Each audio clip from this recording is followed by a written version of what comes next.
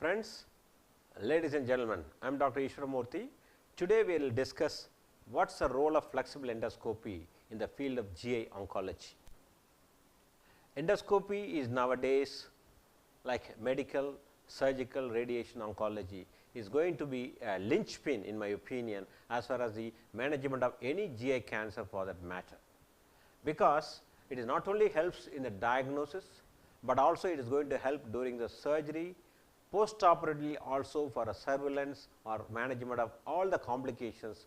We are having so many different types of the scopes available now apart from the upper GI endoscopy, colonoscopy, enteroscopy, ERCP, US and capsule. So, there are so many accessories or the technology available in the hands of a flexible endoscopy platform. So, we can really do a good service for all GI oncology cases. All are possible thanks to this high definition endoscopy. We are going to make accurate tissue diagnosis, because thanks to the magnification, image enhancements we are going to achieve, a lesion as not seen easily perceptible in a white light can be easily seen by spraying some dye like a chromo endoscopy what we call, or by a flick of a button by what we call electronic chromo endoscopy like narrowband imaging. Then with the magnification we have a good closer look and look at the pit pattern. All these are possible thanks to the technology. With a narrowband imaging in particular in Olympus, eye scan from Pendex, FICE from Fujinon, you are able to characterize the lesion and demarcate the lesion, and also you are able to make an accurate in vivo diagnosis. See, for example, there are various classifications like a Paris classification of colonic polyp, like the type 1, 2 and 3, the 1 again into pedungulated and sessile, and 2 with the various subcategories. All these things are possible with the accurate high definition colonoscopic examination. And here is a small video clips of a large pedungulated polyp and also a large sessile polyp in the rectum. So, both can be easily seen, carefully evaluated, and endotherapy can be done without a need for any surgery, by if you have the right tool and if you learn the technique of doing a polypectomy or the ESD, the endoscopic submucosal dissection.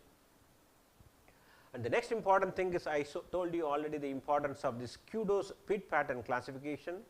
From 1 to 5 there are various types of pit patterns, depending upon that whether it is a metaplastic polyp, adenomatous polyp like a gyrus like the pit pattern, or irregular amorphous blood vessels if they are present, then it is a malignancy.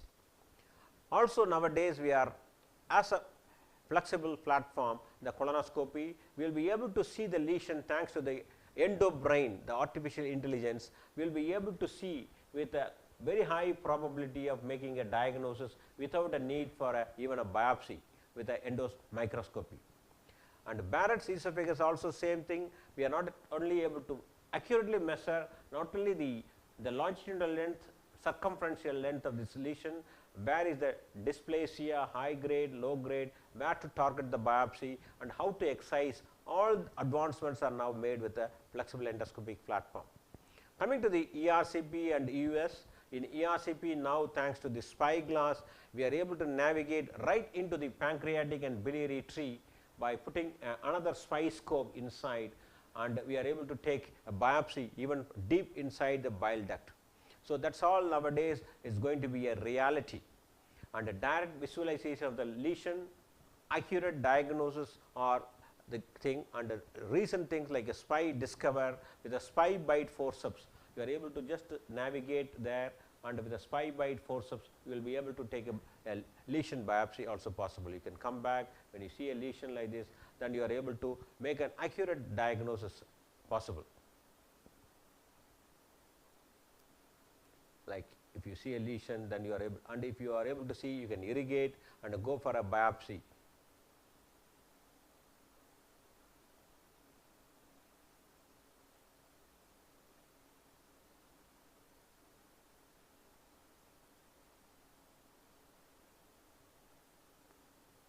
Same thing with the endo ultrasound. In a pancreatic lesions, you are able to do linear US, you are able to do a biopsy with a high sensitivity and specificity and accuracy for lesion. Even sub-centimeter lesions can be tackled, not only the lesion, but also the lymph node. So, you can have the T stage, N stage done properly. Apart from that, as a tissue diagnosis, as an endoscopist, we can help with the curative resection like EMR, endoscopic mucosal resection, ESD, and EFTR, endoscopic full thickness resection also is now get common. Coming to the various luminal GI cancer where endotherapy is possible, starting from the esophageal cancer, early gastric cancer, carcinoid lesions, ampullary neoplasia, rectal carcinoid, colonic polyps. All these things can be tackled, and for that description, I will discuss about the colonic polyps where we used to do a hot snaring, and now we advocate even for a large polyps either EMR or ESD. A snare polypectomy is essentially a very simple technique by using a monopolar snare. Even if they are sessile polyp, we can inject submucosally some saline, then we can remove the whole thing like an EMR. Even a large polyp can be tackled either with the ESD or by piecemeal excision. But of course, we need to have all these gadgets with a good diathermy, and also we need to have a CO2 insufflator and irrigation pump. And here is a schematic representation of how an EMR is done various ways. We can have a cap technique, and without cap we can do. And submucosal dissection, as you can see here, it has a classically 5 stages. First we will inject, as you can see, and then mark that area, and circumferentially you make an incision either with pocket technique or you can go dissect in the submucosal plane. Thanks to the injection of this saline along with the methylene blue, you can go a precise dissection, and if there is any bleeding, there is a coag grasper which will achieve a good hemostasis. And the whole specimen can be acquired, and it can be put it in a wooden piece, and then it can be sent to see the how good your resection margins. And if there is any problem with the defect closure, we can always go for a hemoclip. So, even a seemingly large lesion, as you can see, can be effectively removed, time consuming but very gratifying procedure. A lesion in what we call the epithelium, lamina propria, muscularis mucosa, the 3 layers of the mucosa M1, M2 and M3 can be tackled by EMR, whereas if it gone into the proximal or the top 100 or the 1000 microns, that is the SM1, then you may have to consider ESD. Whereas if they have gone little deeper, then chances of lymph nodal metastasis is high like SM2 or SM3. These cases surgery is probably the better thing. As you can see here, another schematic representation of various layers. SM1 ideal for ESD, SM2, SM3, chance of lymph node metastasis is high. So, coming to the EMR, of course, it is easy to perform for a mucosal lesion, but recurrence may be there, whereas learning curve is very steep for ESD, ideal for a little more invasive SM1 lesion. N block or R0 resection is possible, but beware of a risk of perforation. So, we need to well versed with the closure of any defect if it is necessary. And this has taken us to a further advanced technique like EFTR, endoscopic full thickness resection, wherein you can do a submucosal tunneling, even a leiomyoma in the muscle layer or even out with the muscle layer, we will be able to tackle and close the defect. And even endoscopists cannot remove the lesion like what is depicted here. Near a large, seemingly a large polyp, we can inject either India ink or we can inject even ICG, and the next day with the infrared camera, you will be able to assist the laparoscopic surgeon by showing where in the serous surface where exactly is the lesion. So, this is where as a colonoscopist I will be able to help a laparoscopic surgeon. Same way we have proved in Barrett's and also in a patient with the carcinoma in situ in esophagus, by doing this ESD or RFA ablations, we are able to have a very good survival. And sometimes as a surgeon we will be coming for rescuing as a palliative mode, either in the dysphagia because of inoperable CA esophagus or advanced colonic obstruction because of malignancy, or patients with obstructive jaundice because of inoperable tumor in the bile duct where we need to palliate the jaundice. All these situations we will be coming to the rescue. Here is a one classical case capsule of CA esophagus presenting with a tracheoesophageal fistula. So, that here even a radiotherapy is not possible. So, in these situations the ideal option is to deploy a covered self expanding metal stent. Of course, you should not consider putting a metal stent if it is a operable tumor and with a chemo radiation. So, it has a classical 5 stages, as you can see. First we will do an endoscopy, see the lesion, and if necessary we will dilate to estimate the upper limit, lower limit of the lesion. Then we pass a guide wire, measure the length of the stricture. If the tumor is in the mid esophagus, for example, if the tumor is around 10 centimeter, then we need to put a marker in the upper and the lower. So, exactly where the stent has to be deployed, and the stent goes for a shortening, and also there is a risk of tumor overgrowth. On that basis, we always give 2 centimeter allowance on either side. So, a 10 centimeter tumor will require roughly another 2 centimeter above, 2 centimeter below. So, roughly about 15 centimeter stent is ideal. Then you deploy the stent by pull mechanism, that is a very classical deployment technique, the wall stents you need to know, and we always do an endoscopy after the procedure to check that it is in the right place. Of course, a patient with an esophageal stent cannot eat everything, there should be a dietary counseling. As you can see now, we have done an endoscopy in this case, and after the endoscopy the guide wire is now passed, and over the guide wire soon we are going to pass the self expanding metal stent, which is made up of a nitinol. So, this has a nickel and titanium, and it is an alloy which has a unique property. When it is released from its sheath, it will expand to the predetermined diameter and shape. So, that is the beauty of it is, and it is covered outside. So, a tracheoesophageal fistula, it is the ideal one. As you can see, it is usually done with an image intensifier. So, there is a marker upper limit, there is a lower limit, and you are able to see, and it is deployed now nicely, and as you deploy, then come out